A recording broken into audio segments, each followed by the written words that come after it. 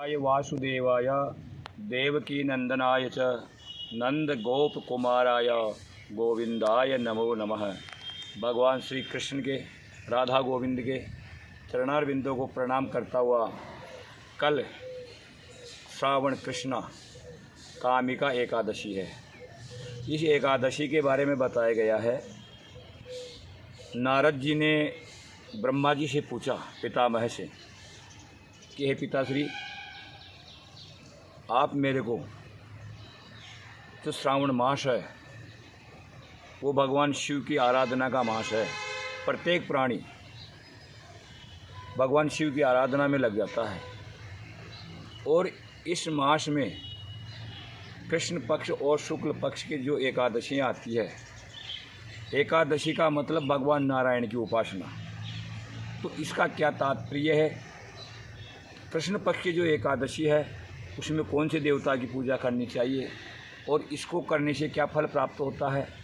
इस प्रकार नारद जी ने ब्रह्मा जी से पूछा और फिर ब्रह्मा जी ने जो कथा नारद जी को बताई वही कथा आज अर्जुन को भगवान श्री कृष्ण बता रहे हैं। क्योंकि अर्जुन भगवान श्री कृष्ण मधुसूदन से पूछ रहे हैं कि हे केशव, हे माधव, आपने जो गत आषाढ़ शुक्ला एकादशी के बारे में, जो देवसेवनी एकादशी के नाम से जानी जाती है, उसके बारे में विस्तार से बताया।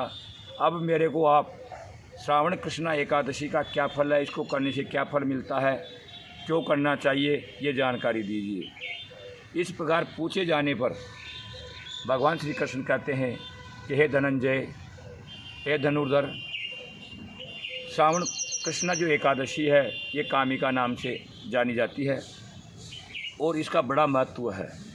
जो व्यक्ति वाजपेयी यज्ञ करके फल प्राप्त करता है वो फल सहज ही इस एकादशी को करने से प्राप्त हो जाता है।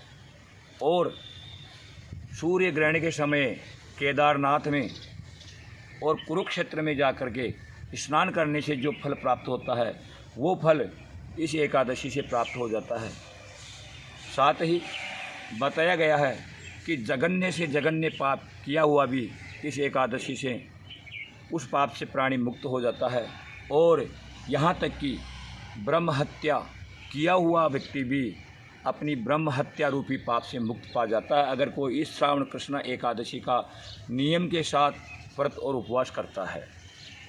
इसका विधान इस प्रकार बताया गया है कि भगवान श्री विष्णु की इसमें पूजा होती है और पूजा करने का मतलब यह है कि कम से कम इस रोज़ भगवान को 108 अथवा 1008 तुलसी के पत्ते अर्पण करना चाहिए। ओम नारायणाय नमः, ओम मधुसूदनाय, जो भी नाम आपको भगवान नारायण के आते हैं, जिस भी नाम से आप नारायण को जानते हो, उसी नाम से भगवान को 108 अथवा 1008 तुलसी पत्र अर्पण करने हैं कल इस व्रत उपवास करने वाले व्यक्ति को। क्योंकि भगवान मधुसूदन को, केशव को तुलसी अति प्रिय है, तुलसी से बढ़कर कोई प्रिय नहीं है। ऐसा कहा गया है कि भगवान के आप हजारों प्रकार के व्यंजन लगा दो और अगर उसमें तुलसी दल आपने नहीं छोड़ा तो भगवान उसको ग्रहण नहीं करते हैं। और कुछ भी न लगा करके, कुछ भी सेवा पूजा न करके अगर आप भगवान के तुलसी पत्र अर्पण कर देते हैं तो पूजा स्वीकार कर लेते हैं।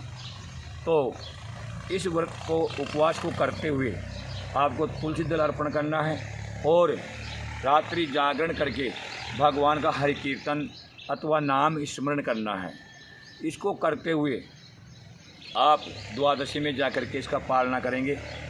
इसकी कथा इस प्रकार बताई गई है कि पूर्व काल में एक क्षत्रिय जो बड़ा यशस्वी और प्रतापी था, वो किसी ब्राह्मण के साथ वाद विवाद हो जाने के कारण दोनों में झगड़ा बढ़ता है और देखते ही देखते वो जो क्षत्रिय है वो उस ब्राह्मण को मार डालता है। गुस्से में आकर के मार डाला, लेकिन उसको बड़ा दुख हुआ कि मेरे हाथ से एक ब्राह्मण की हत्या हो गई, मैं इस ब्रह्म हत्या से कैसे मुक्त पा सकता हूँ। तो गांव के समीप जो ब्राह्मण लोग रहते थे उनको बुला करके उन्होंने पूछा कि हे ब्राह्मण देवताओं, आप ही इस ब्रह्म हत्या का छुटकारा मेरे को दिला सकते हो, इसका कोई उपाय आप ही बता सकते हो। इस ब्राह्मण के अंतिम संस्कार से निमित्त जो भी पैसा लगेगा, जो भी कर्म करना होगा वो मैं करूँगा, उसको मैं सहर्ष स्वीकार करता हूँ, लेकिन मेरे को आप उपाय बताइए। तब ब्राह्मण कहते हैं कि हे क्षत्रिय, तेरे को ब्रह्म हत्या लगी है और तेरे द्वारा किया हुआ कर्म ये ब्राह्मण भी जो मृत प्राणी है ये भी स्वीकार नहीं करेगा, और हम ब्राह्मण लोग भी तेरे यहाँ भोजन नहीं कर सकते हैं, क्योंकि तेरे को ब्रह्म हत्या लगी हुई है। और ब्रह्म हत्या करने वाले व्यक्ति के अगर कोई भोजन करता है तो वो भी ब्रह्म हत्या का सहभागी हो जाता है। इस प्रकार कहने पर जब ब्राह्मणों के चरणों में वो गिरा तो ब्राह्मणों ने उपाय बताया कि श्रावण मास की कृष्णा एकादशी जो आती है, अगर तुम उसका सह परिवार विधि विधान के साथ उपवास करते हो और भगवान नारायण की आराधना करते हो तो निश्चय ही नारायण आपको इस पाप से मुक्त कर देंगे। और उस क्षत्रिय ने ऐसा ही किया, वो सब पापों से मुक्त हो गया और ब्रह्म भोजन करवा करके अंत में परम पद को प्राप्त हुआ। तो अतः इस श्रावण मास में शिव आराधना के साथ साथ आने वाली जो कृष्णा एकादशी है कामिका नाम की, इसका भी व्रत उपवास करते हुए भगवान नारायण की सेवा करके आप परम पद के अधिकारी बने। जय राधे, जय श्री कृष्ण।